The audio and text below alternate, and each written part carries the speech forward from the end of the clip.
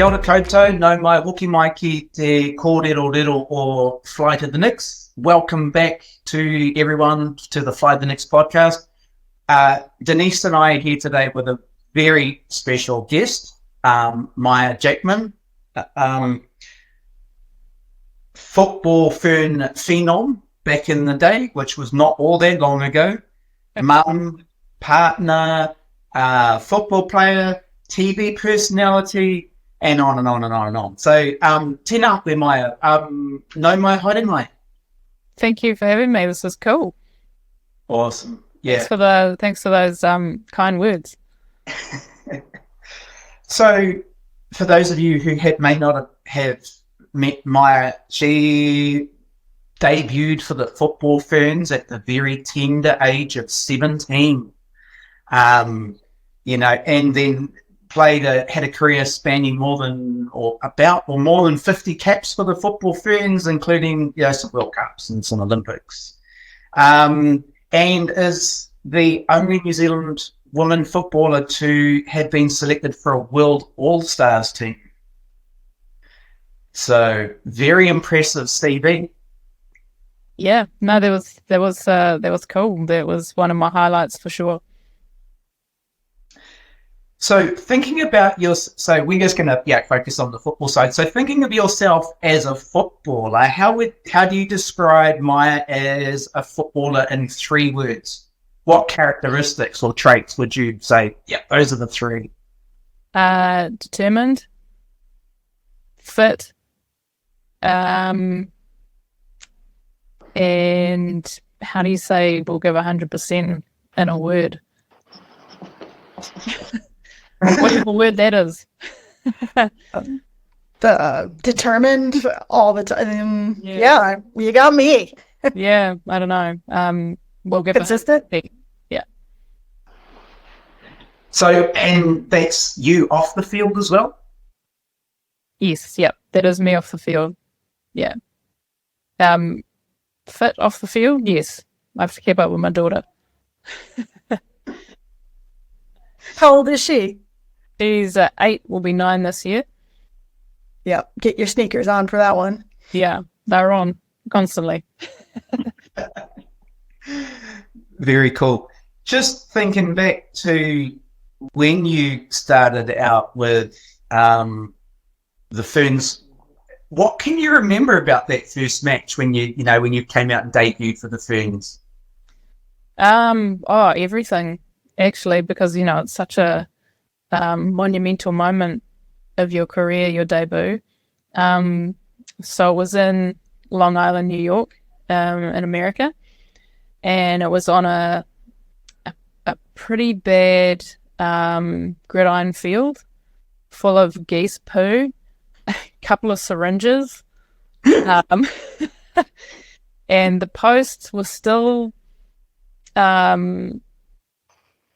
American football posts, but they sort of managed to do something with the posts so that they were more football-like.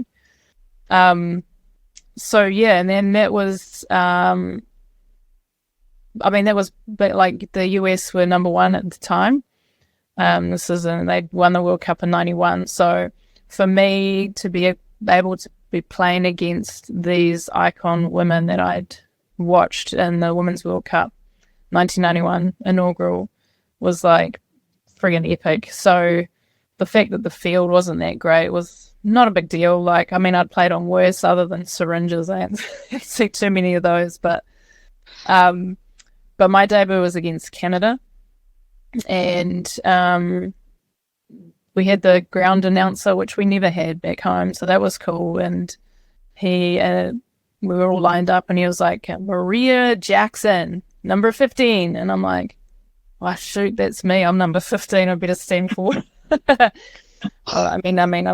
Maia was often, my name was never pronounced properly because there weren't too many Maias named back in the 70s, but that says something about my age. But yeah, so I didn't mind. I was just about to play the game of my life. So I remember I went from playing, the highest level I'd played before that was Auckland under-19s. And so I went from that to international senior, and it was like, holy moly. It was like one of those games that you play, ping, ping, ping, ping, ping, Pinball. ping. Yeah, whatever the invader game is, the balls are going everywhere and you're pinging it. Yeah, that's what it felt like. It was a whole other level. So yeah, the football was awesome. Like, I just loved that part of it. The tour wasn't so awesome. Almost quit actually after that tour. So the football was great, but the environment not so much. Yeah. Yeah. Looking forward to get into a little bit more of that kind of thing too on this discussion, because so much has changed and it's been an incredible evolution, but there are still things that are, not all roses right now either. Yeah, no, there's there are different challenges in the game today, and yeah, hopefully not the challenges that I, had, but I don't think, with the hierarchical culture and, that kind of thing. But yeah, different challenges for sure these days. Yeah, I mean, hopefully the geese poop and the syringes are gone. Surely. But the pressure, the challenges, all those things. I mean, I think we ought to eventually talk about in this podcast a bit. Yeah. Jonathan, keep going though. That's it. So if Maia Jackman today was 17 and was starting out and looking at a professional or looking at a football career laid out ahead of you, what track do you think you would take? Oh, I'd like to, Millie Clegg's doing pretty good at the moment. If we go with same age, the opportunities that have opened up for her, and she's got such amazing parents that have made sure that her trajectory is very humble, but right for her. And my parents would be exactly the same. So she just signed with Louisville. She'll be there with Abby. So something similar, I'd say. It's a great league in the US. It's finally got like it fell down a couple of times, and I did try and get into the first WUSA environment, but back in the day we faxed your stuff over. And yeah, but New Zealand was not on the map then, so there was no real footage, playing footage, so they kind of would always go with people that they see, so but now there's so much more visibility for not just New Zealanders but everybody, so those opportunities, if you're good enough, definitely come your way. And Mummy Millie's phenomenal, so I don't think I started out as a striker, so I was the same as Millie, and the back end of my career as a defender, and yeah, like we probably different style of play, but I'd like to think that if the Maia Jackman had all the opportunities that the girls have had now, that I would be pretty fizzing. Yeah. Can you imagine like you at Louisville with Abby Erceg? I mean, you'd be like beasts in the weight room together. I mean, she's a beast, but who would be able to do more pull-ups? I mean, you were her. 100%. She's got a few years on me, but she it's funny, like we had this conversation, Abby and I, 100 years ago now, and she said to me, "Why do you run in the off season? Why do you do this?" And I was like, "Well, because you want to be on top of your game by the next season." And she was had all the talent in the world, and her bloody small toe than most people, but sort of didn't grasp that side of the game where you can really control. That's one thing that you can control. And so I like to think that her fitness journey was a little bit sparked by me, because we went for a run and she hates being beaten. Keep beating her, and she just kept going until she could beat me. But no, Yeah. she's awesome in that one. Yeah. Well, I'll have to ask her. Maybe I can have her on the pod. I've been a fan of hers for years and has followed that journey from sort of the Western New York Flash and then went to North Carolina where she just really got into the gym and really changed. And she became Defender of the Year and that kind of I think through her fitness, her vertical jumps, her way she could push people out. So, I mean, what types of things could Millie learn from upping the environment? Yeah, I mean, she'll learn so much, and I think Gabby is the captain.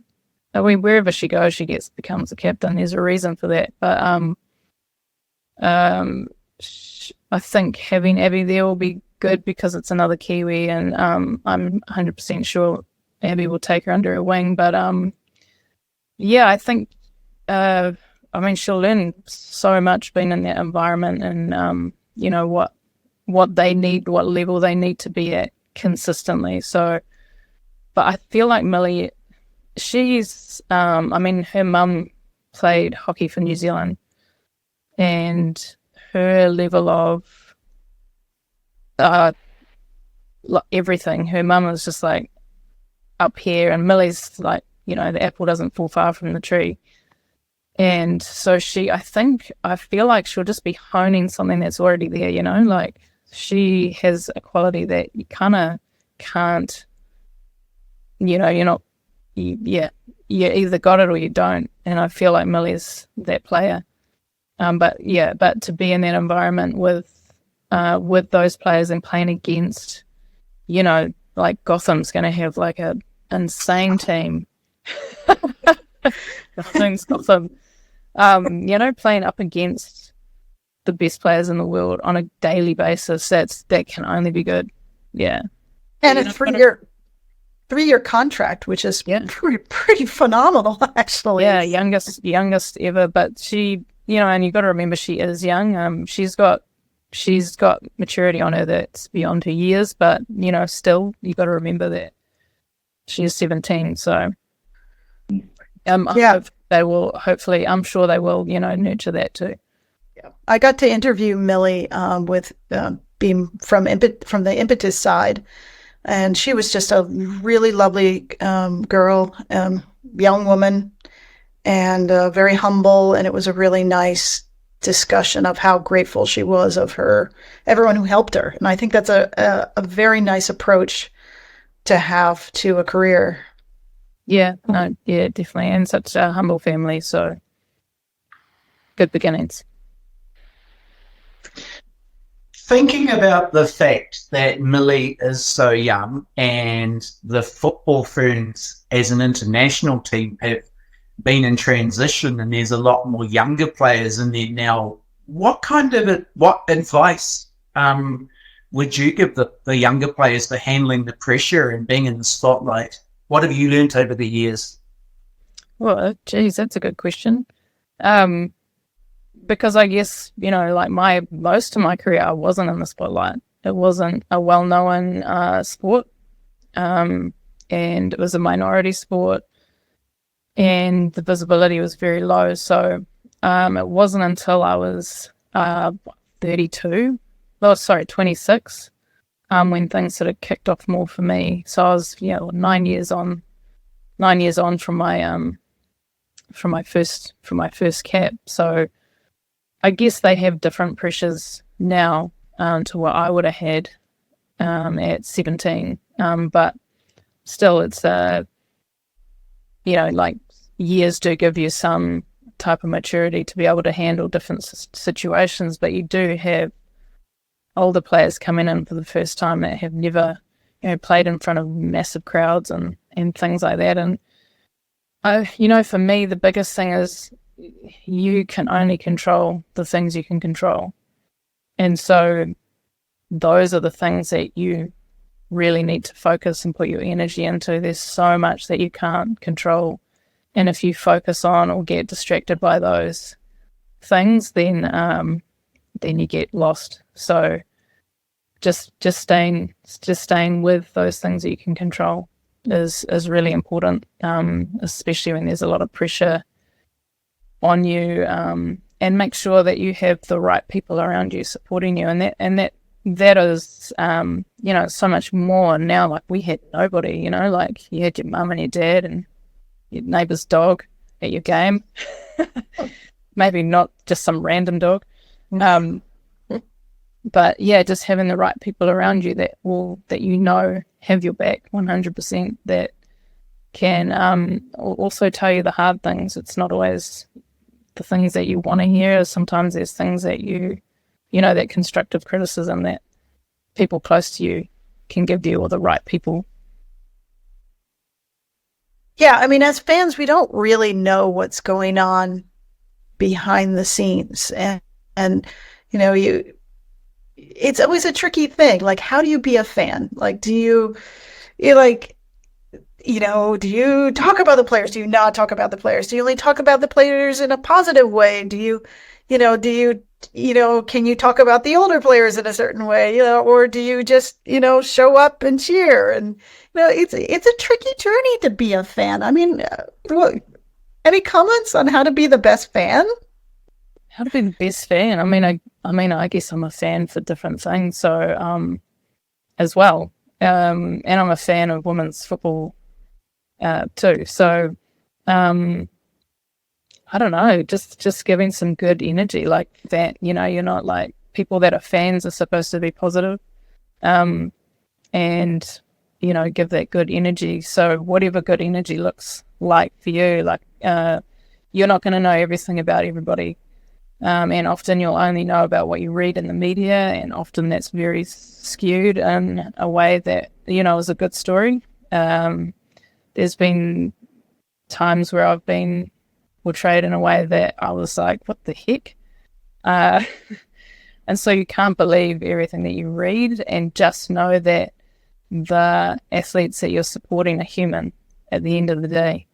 And we all have flaws.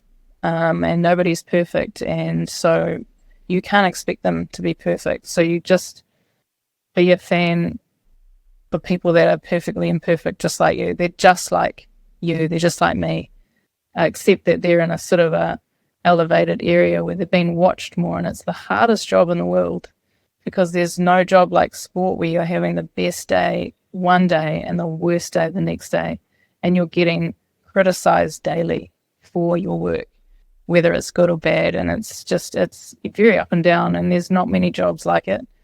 And so you just have to remember that they are humans. So just positive energy, whatever that looks like. Beautiful.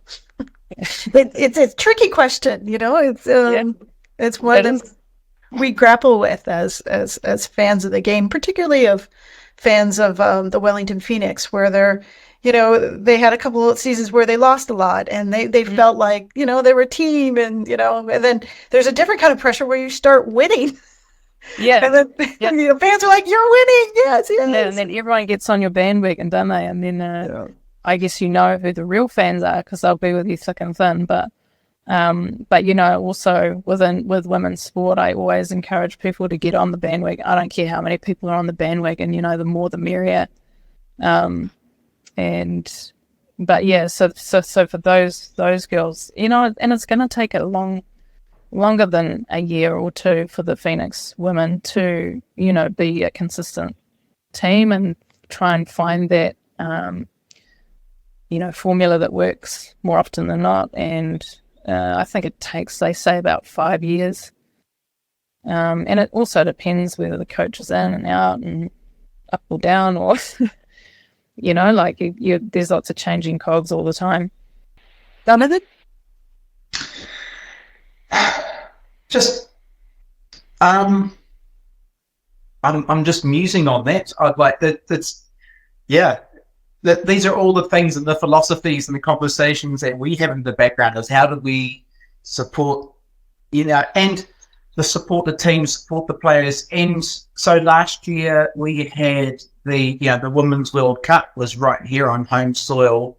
It was an absolutely magnificent tournament.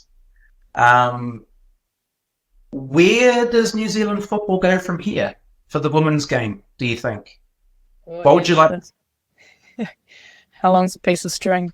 I guess it's I feel like, I just hope the opportunity doesn't get missed by having such a massive spectacle in this country, in Australia. And I know Australia are doing their own thing, and they have more resource, and that's always a big issue, is resource. But they have a legacy plan in place, and when you talk about legacy, you're not going to see everything happen tomorrow. And so, yeah, it's around that visibility piece, I think, and making sure that is in the face of people often. But then again, that's resources. It costs a lot of money to get teams down here. We're so far away from everywhere. But yeah, I mean, I just hope that they're putting their resources in places that really will sort of elevate the sport in this country, and having the Phoenix women is super awesome. And then having Auckland franchise that will start not soon enough for the women, but so there was a missed opportunity, I think. Absolutely. They could have started it right away with the men and jump right in, and no, let's make the women wait an extra year.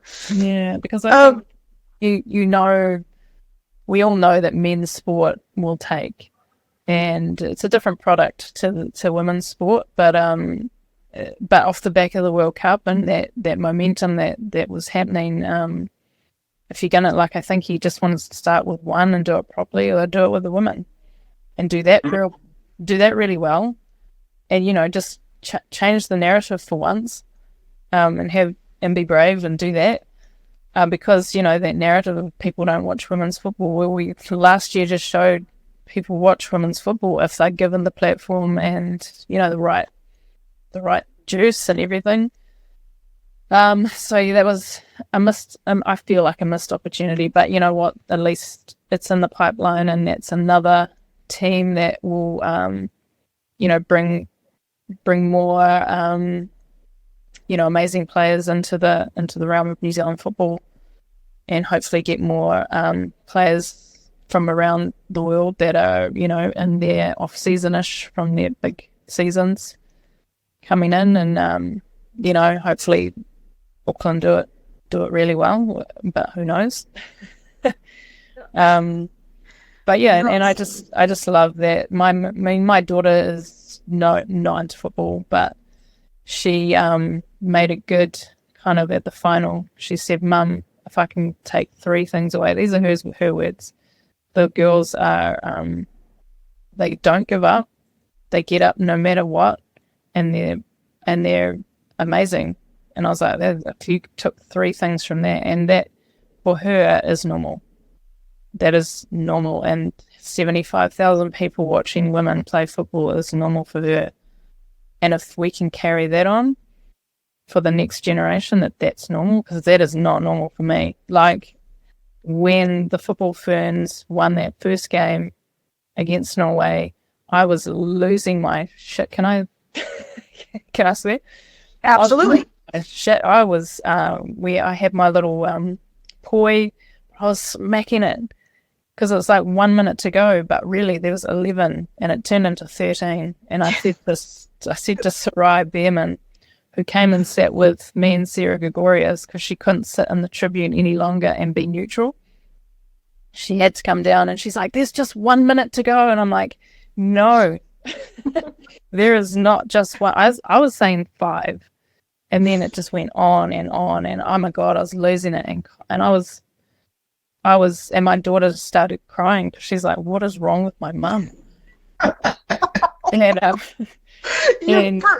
you're bringing it all back. I mean, this is why it turned gray. Those last stoppage time in that match, that was incredible. Yeah, before that match, it's all gone. I pulled it all out. And my partner was like, "It's okay, Mum. It's just like this is just like a phenomenal moment for her." And I was just like, just taken in by that moment of, like I have not experienced that in my career, and I'm hoping that that's how it stays, and that's how the next generation sees it, and the generations before and before that. So, yeah, I don't know if I answered your question, but Cool.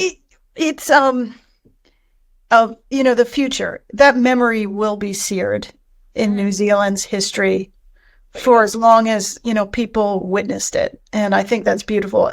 I do want to acknowledge, that the years before it, where it was hard to watch the football ferns. I mean, I've been a fan since about 2015 of the football ferns. What's that? just a little bit after me. Yeah, exactly. And, I saw some terrible times, and the team went through some terrible stuff and had to fire a coach, and there were protests, and there was really not many matches, and then there was like bad football, and At all. oh, So there was a lot of skepticism leading into this World Cup and not because people wanted to be, it was just like the results didn't tell you any other thing. And but we hoped that the crowd would be a game changer. And you speak to any of the girls and they said it, the 12th woman made a difference. But they just went out and played that game. They just played. They played. Because I think it was just like a situation they'd never been in before, and they just played with instinct. They did. They played with instinct. I mean, It was a team I'd never seen before. Yeah, A team I hadn't seen for a long, long time. often the Ferns will play to the whistle. Like, as a fan, maybe it's different from the inside, but I never see them just completely give up unless it's like really torture. But there's an identity of the Ferns that they're like, they'll just play to the whistle. And they don't seem to get furious at each other, at least externally in the match and things like that. And I always liked that about the Ferns. Like, okay, they might not beat every team, but they're not mean to each other on the pitch. I mean, you can see that sometimes with other teams, and they just do the work. But that night they did the work, but then they had the flair, the vision, the passing. Yeah. It was everything. It was the full package. It was such a cool, and for me, for I don't know how many years, knowing that you've been a part of something and sort of trailblazed a bit here and there, and pioneered things here and there, to see that was, like I can't describe that feeling. And my daughter was watching me capitulate. And clearly scared her. Mom's freaking out. Normally I'm pretty chill. And she'd never seen me like that before. One of the things that was very beautiful about this particular World Cup was the acknowledgement of the football fern histories. There are many teams that came before, but there was, one of the things that we covered, and there was some controversy over it, but it was the 1976 team. And I had met Nell Yanganil at the women's, the trophy tour that came to town. And, we just met by chance, and I'm like, on the back of her jersey said, her name and something about underneath football fern. And I was like, were you a fern? And she was like, yeah. But there was just so much frustration and so much anger and so just like really sadness. And, we had her on the pod and just talked to her about some of that. But then as it progressed during the World Cup, you got to see this beautiful string of sisterhood, of kind of a going back and acknowledging the different years and all the way up to her year. Mm. Do you think that had any sort of effect on the Ferns, or how did it affect the community of football Ferns? Yeah, I mean, yeah, positively. We had a group, we all gathered before the first game. There's so many football Ferns from, it was a massive blast from the past, like people I haven't seen in 30 years. All in, like one pub in Mount Eden. And the Players Association just sort of acknowledged, they put on this thing for us and just did a little speech acknowledging everybody in the room. And then, I mean, Puma, kudos to them, like they really came to the party for the, that first team with Barbara Cox and all of those players. And I think, watching that video, and they have the letter and they say, "Can I keep this?" And they're like, "Yes." And they're like, "Oh, I can." That they don't want much. Some type of recognition, like to keep a letter. Yeah. To acknowledge you. It just says how much they haven't had. Like players today, like would get pissed if they couldn't keep their shirt. That would just be weird. But like, my day, we're hugging the shirt with the manager. Like, can I please have this shirt? Doesn't fit me, doesn't have my name on it, but it means something. And you get told no, so you put it in your bag anyway and wait for the phone call. I mean, it felt just so healing for the legacy of football Ferns in the future, and honestly, I think all that spirit. Because I remember I was like, "No, she wanted to come to the opening match," and then she called me up and she's like, "I got some other plans here." It was just so great to, for her to physically change and get that acknowledgement and be more joyful. Yeah, because, I mean, they were the first, was it 75? 76? Something like right in that pocket there, yeah. Yeah, I was just born. But, they started it all. It was like dry for 50 years. And then, they brought it back, and it was their initiatives, and, lots of fights along the way. And, they had their own, stuff to come up against, and, but they kept at it, and they really are the pioneers of where we are today. And I know the football Ferns that got on that pitch that day really, really acknowledged where they'd come from and who came before them and who wore those hats before them, and that was a big driver for them. Also, how they wanted to be remembered, and role models. So it was never about football for them. If you ask them, that was a byproduct of what it meant to have this World Cup in their backyard, and what it meant to them, and it was acknowledging the past, wanting to be a role model for the future and how they wanted to be remembered. So it all just gelled in really well, I think, in acknowledging players before you. And I love how they had the 24 on the back of their shirts. That was cool. Very cool. I wanted one. I was one of those fans going, "Where can I buy this? This is awesome." I know. I'm like, I want one. It's got my name on there. Cool. So just stepping back a little, or just going a little bit sideways again. When you were playing as a Fern, did you have a game day routine or any superstitions that you engaged with? No, I really didn't. I'm not really a superstitious person. One of my teammates used to shave legs before every game. I'm like, man, you're going to get shaver's rash if we keep going on this trajectory. but no, I loved being on game day. I just love being around, vibing with the same people, like, just joking around, having a good laugh. That's kind of me. Everyone has their different, some people will stay away from that, just want to go for a walk or whatever. But yeah, just having some good banter with like-minded teammates was always got me in a good space.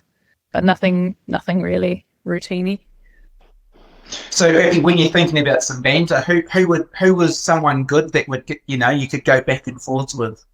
Oh, far out. I was in the team for 20 years. There's heaps of them. But who comes up? Wendy Henderson. So funny. So funny. Rebecca Smith. I don't know if you know Simone Ferrara or Simone Carmichael. So she's another American Kiwi mum, and Phil Goff is their uncle. Don't hold that against her. And then like Rhea on the field, man, she's like, do not cross that woman. but she's good value. Haley Bowden, Morwood. She's just like this really. She's just like one of those people that will just have your back 100%. And so many. Abby Ursig is flipping hilarious if you get her in the right environment. Just so like everyone, like that team. Every single person is like a family. And I can't really single one out because they all have so many cool qualities, like different. Like Ellie Riley, holy moly, she's just hilarious. And Emma Kitty, you just get those two in a room and you just watch them banter and it's just like a TV show. Sarah Gregorius, oh my God, there's so many. Yeah, but like old school Wendy Henderson, 100%. Her and I used to be like, we're the oldest here, but we're the most immature, I think. The youngest of the old people. Yeah, that's it, yeah. So, as far as role models, who do you like in the women's game right now? They don't necessarily have to be from New Zealand. It could be anyone, but someone in football right now. Who do you think? Yeah, they're a cool role model. Oh God, heaps.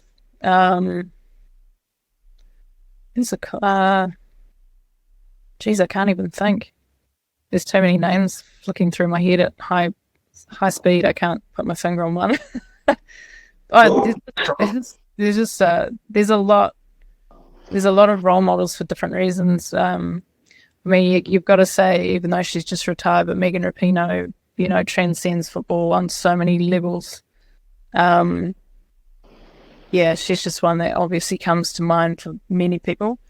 She really is authentic and sticks to who she is, and whether people love her or hate her, she doesn't care. I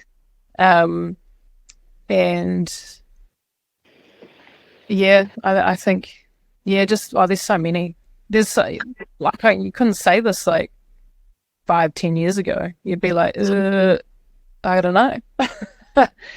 But now it's just like there's someone for everybody, like there's a role model for any player that that wants to play and emulate someone, because there's so many great personalities and players, and there's such a great platform now for people to make social change or try and make social change. So if you're want to be that kind of role model, there's so many doing that, and the way you play, there's so many skill set in this World Cup. Holy moly, just like jaw dropping sometimes, Yeah. So thinking of that, and there's all this myriad of players. If you had the opportunity and you were doing, say, a one-on-one drill or a one-on-one thing, who's the first player that comes to mind? You're like, yeah, I want to take them, or I would love to face off against them. Bon Marty. Very good. Good luck, Jackman. Yeah. Yeah, no, I mean, just watching her throughout the World Cup and just the things that she does. And I can never say her name, Parallelogram. Yeah. Oh, Yes. Out of Colombia. Yeah. 18. And just unbelievable. What a future she has. Those Spanish players, like for all they were going through and were able to put that aside and do what they did, just phenomenal. Yeah. Yeah. And Mary Earps, I'd love to have a go against her. Hey, how did your season with Western Springs go? It was a mixed bag, that one. My friend Pip Mio, who I played in the Ferns with back in 2003, I want to say. And she's been sort of just playing sort of lower level, and she just said to me, "Hey, do you want to give Prems a try?" And I was like, "What?" I haven't played Prem since 2016. And she's like, "Nah, come to Western Springs," and she's like, "I reckon we'll be fitter than all of them like that, and will give us some type of leg up." And she wasn't far wrong. We were pretty good for some old ducks, fitness wise. So I was to put a feather in my cap for that. I can still keep up and or be better. Fitness wise, it took me a while to get my eye in. To be honest, I was just like, I've got this. Well, no, I don't. What the hell? So timing was interesting. Just like took me probably 4 weeks to get my timing right. But I got my I did this Gambiers thing. I don't know how. Got my toe caught on the turf, and I like caved in like a baby giraffe, and then landed like this on my thumb. So I like twisted my hip and then hurt my thumb, and I looked around and the players were like, what just happened? That's like, that was embarrassing. But so I was a little bit injured right from the get-go, which really annoyed me because I think I could have actually played a lot more than I did. I was never going to be a 90-minute player. But I think the most I played was 30, 35. And that was cool, but it was cool to be able to know that I can still do it at 49, 48. Is that when you still got it? Yeah. That's a great feeling. I mean, the older you get, it's a little, let's go back a little bit. You mentioned injury, and that's a hot topic in women's football. Mm-hmm. Given who you are now, do you have any perspective on injuries in women's football, particularly in knee? Yeah, so ACL is big, isn't it? Mm-hmm. I'm a physio, right? So that I'm very interested in it, in women's sort of football well-being and injury and all of that kind of thing. And when it comes to resources, it's not just money, but it's also the care that is given to the women at high levels is still not good. And so you've got these, say if you're a physio, you're going to go, work for a top men's team. If you're a top physio, you're going to want to go there. Hopefully that's changing with the visibility of women's football. But like Abby called me and she said, one of my teammates is injured and she's not getting any better. Can you help? And I was like, wow, flip, I'm in New Zealand, you're in America, but I think I can. So she gave me a rundown, her teammate gave me a rundown of her injury, and I sort of listened to what was going on, and I was like, you need to do this, this, and this. Gave her a program. Within a week, she was back on the field, but she'd been 6 weeks out. And I said, Debbie, what's going on? And she's like, we get these second-rate, student physios. And I was like, what? You're in the top league, and one of the top leagues, you get, not the best. So there's that. And now, there's more games being played, less rest, more travel, all of those things combined, screaming injury. And so it's just, how how is that going to be managed now? And if you look at the men's game, the boys start a lot younger, not so much now, but they have in the past started, a pathway of, consistent football younger, so like than females. You have a lot of females that start doing like decent programs and stuff like that around 17. Well, these boys have started at 8, 9. You look at David Beckham, he was all of those players, men players starting in those academies really young. And so their bodies are used to what their bodies need to do more so than the women. And that's, the women's game is such a more younger game than the men's game. And so that's showing in all areas, not just, all the commercial stuff and stuff like that, but physically as well. So, yeah, things need to be changed in that respect to be able for the women to be able to, compete at the best that they can, and not expecting them to play 3 games in 5 days or, things like that. And with the success of women's football comes more games, more competitions. And so that's got to be managed better. So I don't know how that looks, but yeah, it's all it annoys me that, something simple like having a good physio or S&C person could be the difference between you doing your ACL or not. And, our ACLs aren't as robust as the men, a lot smaller. And I don't know, they're putting it down to many, and there's so many factors that it could be, and it's really hard to nail that down, especially when you look at hormones and the menstrual cycle. The person next to you will have a completely different cycle to you, and so you can't really measure that all the time well, and that takes a lot of resource as well. So yeah, it's a big area now for particularly women's football, but it's happening in other sports too. So women's sport. Cool. Couple of fun questions just as we come into the end. Who's the best dancer in your family? That'd be my daughter. or my partner. Definitely not me. You mean all those years of soccer locker rooms didn't, No, the hip's terrible. What's your favourite snack or comfort food? Well, my comfort food, probably chocolate. Yeah, standard, isn't it? What brand? What brand? Yeah, Whittaker's. I like the dark chocolate. Yeah, they're a good Kiwi then. Whittaker's. Yeah. And what's something fun that you enjoy doing that's not football or not related to football? Oh, something fun. Just been a big fat idiot with my daughter.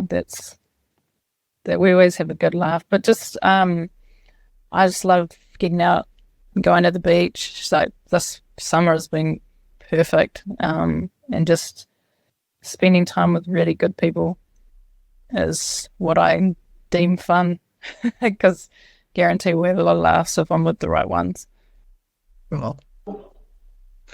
Well, thank you, Maia. We really appreciate your time and your openness and thoughtfulness in answering, our questions, and just making the time to chat with a couple of random strangers who wanted to have reached out and said, "Hey, can we talk about women's football?" So we greatly appreciate your time this afternoon. We wish you all the best for the rest of 2024, and thank you so much. Oh no, you're welcome. And anyone that's a big fan of women's football, I'm a big fan of. So happy to jump on and have a chat with you guys. Thank you so much. No worries.